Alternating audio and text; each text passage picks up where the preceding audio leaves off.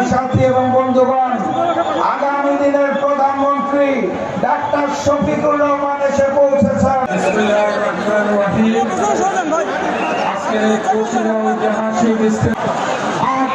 পাশাপাশি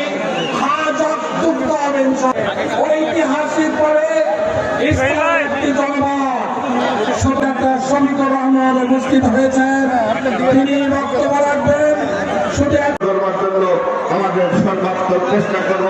আর কটি দিন বাকি আছে, এই কটি দিনে সমস্ত আহ্বান জানানো এবং এই ইনসাফের হামলা সম্পর্কে এই যে থুথু দিচ্ছে, সেই থুথু তাদের গায়ে পড়তেছে।